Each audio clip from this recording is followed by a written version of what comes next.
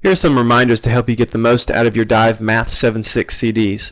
First, work the problems with me. Work every practice problem that I work and write down everything that I write down. Remember too that my practice problems, they aren't the same as the practice problems in that particular lesson that you're doing. They're similar, but they're not the same. So if you need some extra practice, do the ones in the book as well. Next, pause and rewind until you understand. This is one of the things that makes doing a lesson on a CD so much better than a live classroom, is that you can rewind the teacher. You can just rewind and rewind until you understand a particular concept. So make sure and take advantage of that. Also, remember when you're working the practice problems, do a couple of them with me. Then if you think you understand how to do the next one, pause the CD, work it yourself, fast forward to the answer. If you got it right, great, go on to the next one. If you got it incorrect, rewind and see what you did wrong. You also need to make sure and do the facts practice, mental math, and problem solving section that's at the top of each lesson. Do one of those at least once per week. And those facts practice tests, you need to make at least a 90% or greater on those. Otherwise, you need to do them again. You should also time yourself on those facts practice tests and try to beat your previous time. Also, remember to do all the problems in every problem set, and also do all the tests that are in the test booklet. And there are instructions in the test booklet as to when to take those tests. It's important to show your work as well. In Math 7-6, there's lots of mental math, meaning math that you do in your head, multiplication, addition, subtraction, and division. So do most of it in your head, but when you need to show your work, don't hesitate to show your work.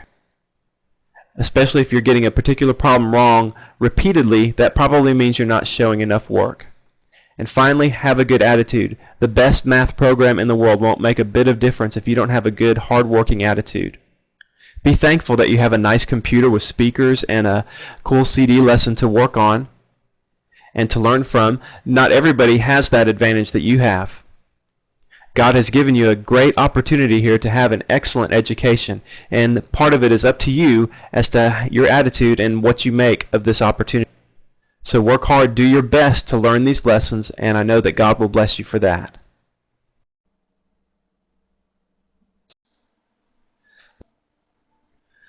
Lesson 5 is titled Order of Operations Part 1. You'll be doing Part 2 much later in the book, after you've had lots of time to practice the material you're going to learn in this lesson. Now when you hear the word operation, basically what they're talking about is addition, subtraction, multiplication, and division. And before we get started, let's go over some rules that are very important to understand when you're doing operations. For addition and subtraction, you should add or subtract, like I have written on the board there, add or subtract. I didn't write subtract, but you should do that as well, in pairs. So if you have more than two numbers in an operation, add or subtract in pairs, working from left to right. And then multiplication and division, again, if it's multiplication or division, work from left to right, and you can multiply or divide in pairs. Work with a pair of numbers at a time, working from left to right.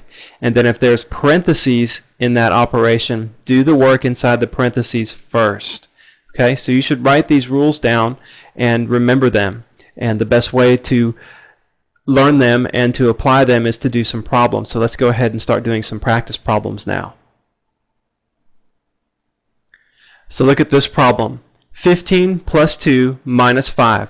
Let's think about our rule for addition and subtraction. We add in pairs, working from left to right. And so let's just do 15 plus 2 first. That's 17. And then bring the minus 5 down. And the way we work these problems is we work them vertically. I think that's the best way to do these problems because it helps you keep things organized on your paper as well as in your head. And we see that this 15 and this 2, we combined those, added them, in other words, to make 17. And then we bring the negative 5 down. And so now we have to do a subtraction problem. 17 minus 5. And that equals 12. And so that's our answer. Look at practice problem B. We have parentheses there. Remember what we do. We always do inside the parentheses first. And it doesn't matter if there's addition in front of it, multiplication, division, subtraction, whatever. always do the parentheses first. So we have 2 times 3, and so that is equal to 6. And so we can put the 13 and the minus sign. 13 minus 6, we bring those down, and 13 minus 6 is 7. And so that's our answer. Look at this problem, 16 divided by 2 times 2. And remember, after you've done one or two of these problems, pause the CD and you try to figure the problem out without listening to me, and then fast forward to see if you got it right. So this problem, again, we have parentheses there, so let's do that first. 2 times 2, that is equal to 4.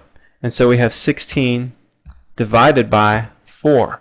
And if you need to work that out, you can. Hopefully you know that 16 divided by 4 is equal to 4. And we can use our relationships with multiplication and division. We know that we can multiply the quotient by the divisor, 4 times 4, and that gets us back to the dividend, 16. And so that is the correct answer, 4. Look at this problem. Let's do this one. 60 divided by 4 times 3. Again, we have parentheses, so we need to do the multiplication first. 4 times 3 is 12. And so we bring the 60 down and the division symbol. 60 divided by 12, that equals 5. And we can always check our work by multiplying the quotient that we got, 5, by the divisor, which is 12. 5 times 12 does equal 60. So that is correct. Look at practice problem E, 125 divided by 5 divided by 5. Now we have two divisions that we have to do there. Remember, we work left to right on these, so there's no parentheses, so we don't have to worry about doing that part first or anything. So we start left to right. 125 divided by 5. Now maybe you already know that that's equal to 25, but on a fairly large number like that you might need to do some division, so you could do that over to the side. 5 into 125, 5 goes into 12 2 times. 10, 12 minus 10 is 2, bring the 5 down. 5 times 5 is 25, and so we see that that result is 25. And so what we do here on our operation then, 125 divided by 5, we put a 25 here, and then we bring the division symbol and then that 5 down. 25 divided by 5 is equal to 5. And so that's our answer. We worked in pairs there. We moved from left to right. The next problem, we have some parentheses there, so we need to do that operation inside the parentheses first. 12 divided by 2, that just equals 6. And so we can bring the 36 and the division symbol down, and then 6. 36 divided by 6, that equals 6. And so that's our answer. Look at this problem. This is a new type, 10 minus 1 divided by 3. It's a vertical looking problem instead of horizontally. We could rewrite that. It looks like the other ones, 10 minus 1, and then just put a division symbol and a 3 there, and that makes it look like the other ones. But let's just leave it like it is, and let's think about what we should do here. And one thing to keep in mind here is add, if there's some addition to do above the fraction bar, add that first and then simplify, then do your division. It's the same as working it left to right like we have done over here that I'm circling right now. But let's just keep that in mind too. When it's written as a fraction, when it looks like a fraction, add above the fraction, and if you had to do some addition below the fraction, do those two operations first, then do your division. So we have 10 minus 1 is 9, and then we divide by 3. 9 divided by 3 is just equal to 3, and so that's our answer. Okay, let's do one more problem that's similar to practice problem G, and we have 6 plus 4 over 6 minus 4. So let's do our addition above the bar, the fraction bar. Do that first, and then do the addition below the fraction bar, and then we'll do our division. So 6 plus 4 is 10, over 6 minus 4 is 2. 10 divided by 2 is just equal to 5, and so that's our answer, 5. Another way to think about problems G and H is that you can put what's above the fraction bar and below the fraction bar. If there's an operation to do there, you can put that inside parentheses, and you always do the parentheses first. So like look at G, you could have done 10 minus 1, put that in parentheses. You do that first, and like on H, you could have thought of 6 plus 4 and 6 minus 4 as inside parentheses.